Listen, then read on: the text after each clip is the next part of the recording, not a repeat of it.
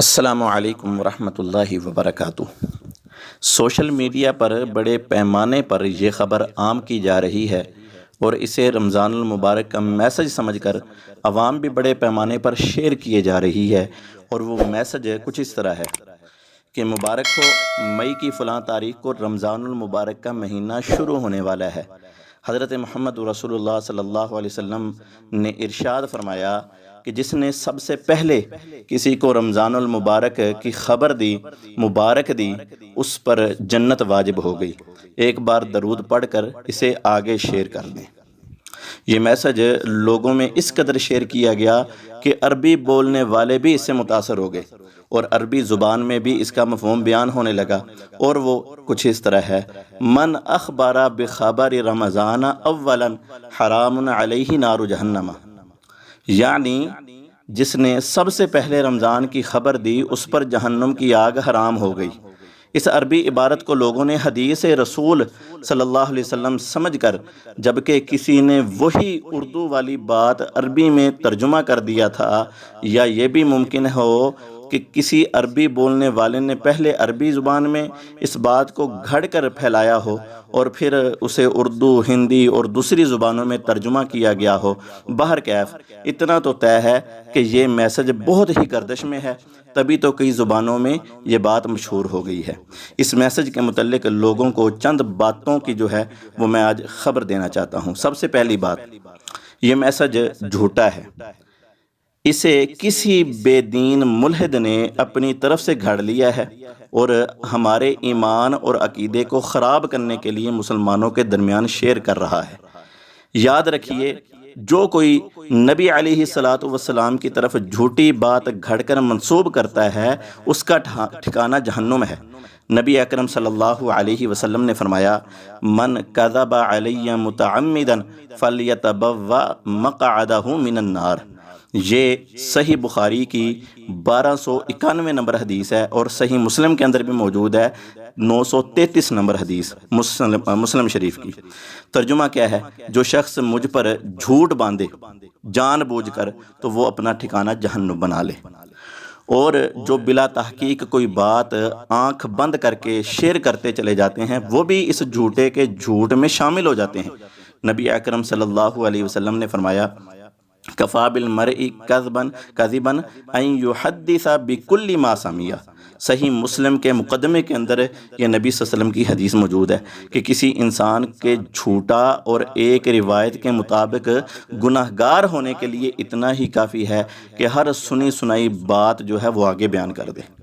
اس لیے مسلمانوں کو سوشل میڈیا پر آئی چیزوں کی پہلے تحقیق کر لینی چاہیے، پھر اس کے بعد فیصلہ کرنا چاہیے کہ آیا یہ خبر سچی ہے یا جھوٹی ہے۔ تحقیق سے جو بات ثابت ہو جائے، سچی ثابت ہو جائے، تو پھر اسے شیئر کرنا چاہیے، اور جس کے متعلق آپ کو معلوم نہیں یا تحقیق سے جھوٹا ہونا ثابت ہو گیا ہے، تو اسے ہرگز کسی کو مت بھیجیں۔ دوسری بات، دین کے متعلق خوشخبری سنانے والے جو ہیں وہ صرف اور صرف اللہ تعالیٰ کے پیغمبر ہیں، اور پیغمبر ہی کسی کو ڈرا سکتے ہیں۔ اللہ تعالیٰ کا فرمان ہے: یا ایھا النبی انا ارسلناک شاہدا ومبشرا ونذیرا۔ سورۃ الاحزاب کی آیت نمبر 45 ہے۔ کیا ترجمہ ہے؟ اے نبی، ہم نے آپ کو گواہی دینے والا، بشارت دینے والا اور ڈرانے والا بنا کر بھیجا ہے۔ اس لیے کسی کو کوئی حق نہیں پہنچتا کہ وہ کوئی بات گھڑ کر اس پر خوشخبری سنائے۔ بہت سارے میسج میں لکھا ہوتا ہے کہ یہ میسج 20 لوگوں کو بھیجو تو مالا مال ہو جاؤ گے، اگر نہیں بھیجا تو فقیر بن جاؤ گے۔ دوسرا، فقیر ہو نہ ہو، جھوٹا میسج گھڑنے والا نیکی ضائع کر کے خود فقیر و کلاش ہو گیا ہے۔ ایسے فقیر کا میسج بھیج آپ بھی فقیر نہ بنیں، ٹھیک ہے؟ اور آج سے یہ طے کر لیں کہ 20 آدمی 30 آدمی کو بھیجنے والی ہر بات جھوٹی ہے۔ تیسری بات، جہنم اور جنت اللہ تعالیٰ کی طرف سے ہے۔ نبی اکرم صلی اللہ علیہ وسلم صرف ہمیں خبر دینے والے تھے جو بذریعہ وحی آپ کے پاس آتی تھی کہ فلاں جنتی ہے، فلاں کام کرنے پر جنت ہے، فلاں کام کرنے والا جہنم رسید ہوگا۔ جب نبی علیہ الصلوۃ والسلام کو یہ اختیار نہیں تھا کہ جو لوگ جھوٹی بات گڑنے پر جنت کی بشارت یا جہنم کی خبر دیتے ہیں کتنے بڑے مجرم ہیں، آپ ایسے مجرموں کی جھوٹی خبریں شائع کر کے اس کے بدترین جرم میں شمولیت اختیار نہ کریں۔ چوتھی اور آخری بات، آج کل سوشل میڈیا پر یہ اسلام کی غلط ترجمانی کی جا رہی ہے، طرح طرح سے اسلام اور مسلمانوں کے خلاف پروپیگنڈے کیے جا رہے ہیں، قرآن و حدیث کا نام لے کر ہمیں دھوکہ دیا جا رہا ہے، جھوٹی باتوں کو نبی اکرم صلی اللہ علیہ وسلم کی طرف منسوب کر کے پھیلائی جا رہی ہیں۔ اس لیے ہمیں بہت محتاط رہنا ہے اور اسلام کے خلاف ہو رہی غلط ترجمانیوں کا سد باب کرنا ہے۔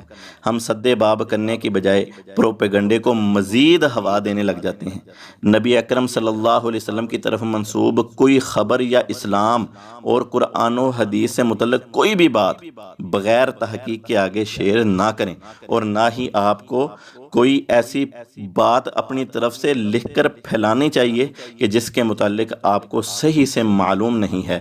وہی بات لکھیں جو متحقق طور پر آپ کو معلوم ہو، اور ساتھ میں مکمل حوالہ درج کریں تاکہ دوسروں کے لیے اس بات کی تحقیق کرنا آسان رہے۔